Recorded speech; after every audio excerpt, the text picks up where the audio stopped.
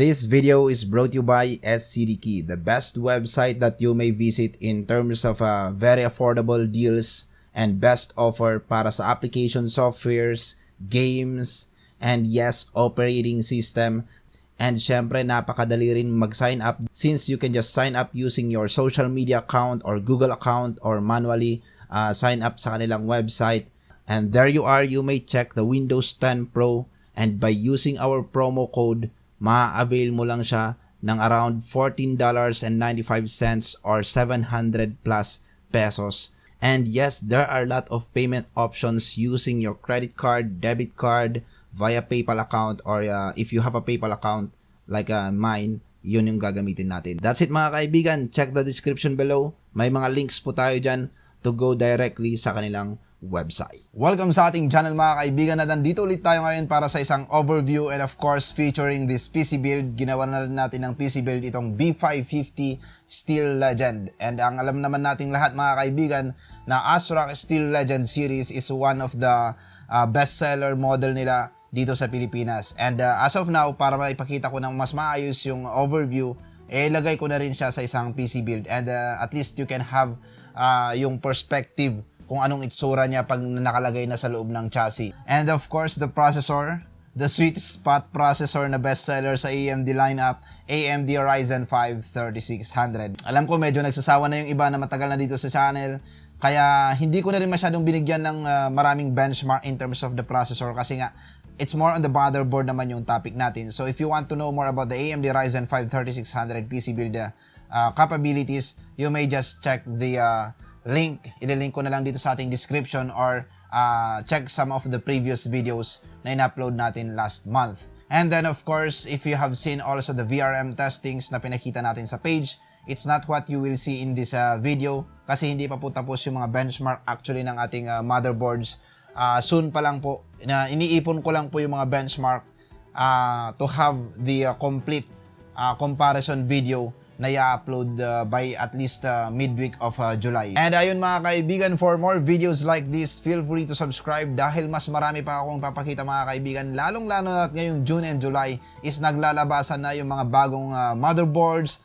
We have actually around 10 motherboards here, and of course new processors in the coming days like the XT and the RYZEN 5 3500 for budget builds.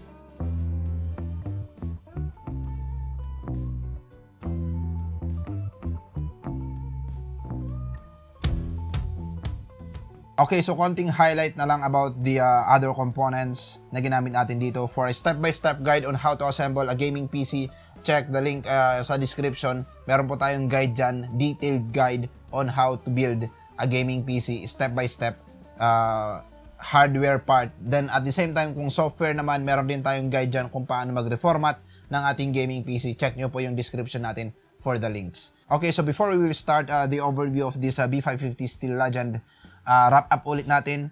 RAM is GSKILL TRIDENT Neo 3600 MHz of course, kasi new lineup na ng motherboard. So ayan yung pinili kong RAM kasi nag-presume na ako na hindi ako magkaka-issue with this motherboard, and hindi nga ako nagkamali mga kaibigan. With the previous Steel Legend, medyo may konting issue with the higher frequency of RAMs, pero with the B550 Steel Legend, smooth na smooth. You just enable the XMP profile and there you got the 3600 MHz of GSKILL TRIDENT Neo. And then of course for the video card, Sapphire Nitro, the silver finish ng shroud, at the same time backplate ng video card. So medyo umaakma siya sa ating motherboard that comes also with the same color scheme pagdating sa kanyang mga heatsinks. And yes, of course, since one of the best video cards sa RX 5700XT lineup is Sapphire Nitro, yun na rin yung pinili natin. And ayun, bumagay nga talaga siya.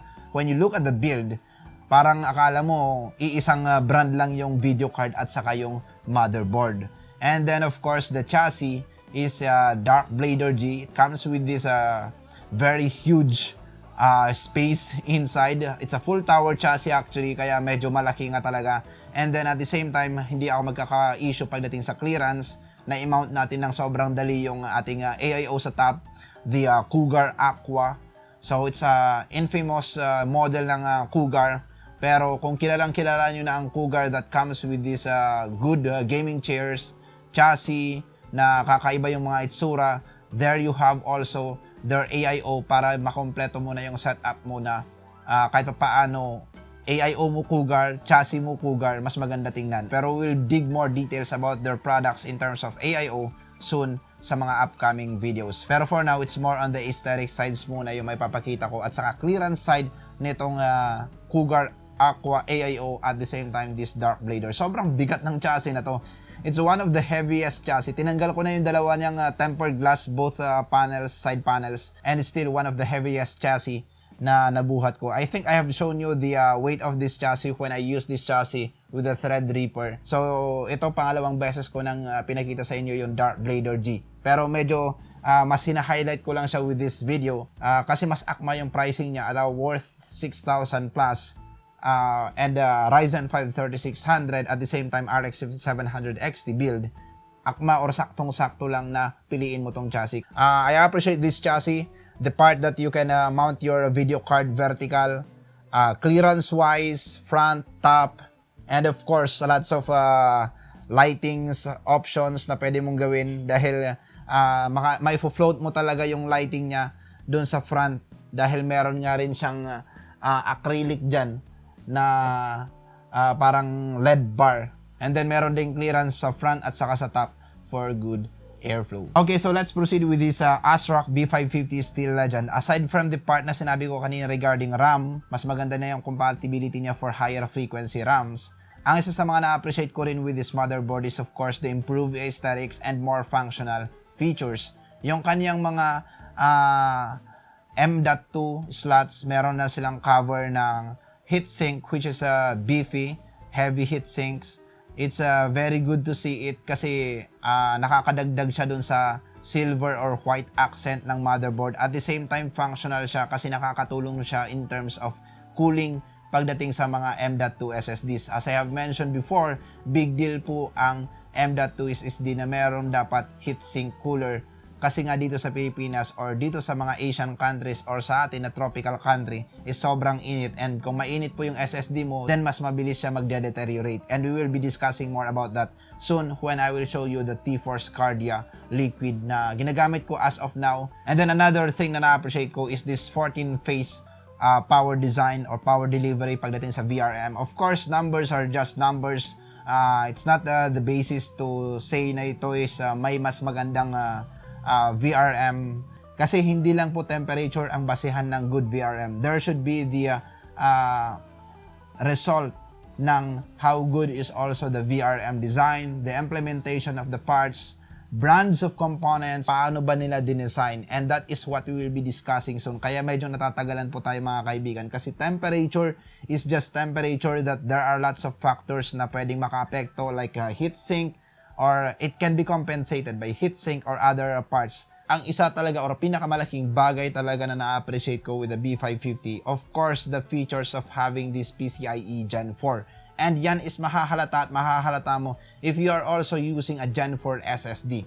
And here, benchmark won't lie mga kaibigan, with a Gen 4 SSD, with a Tomahawk, the best B450 that you can find, one of the best, if not the best, B450 Tomahawk.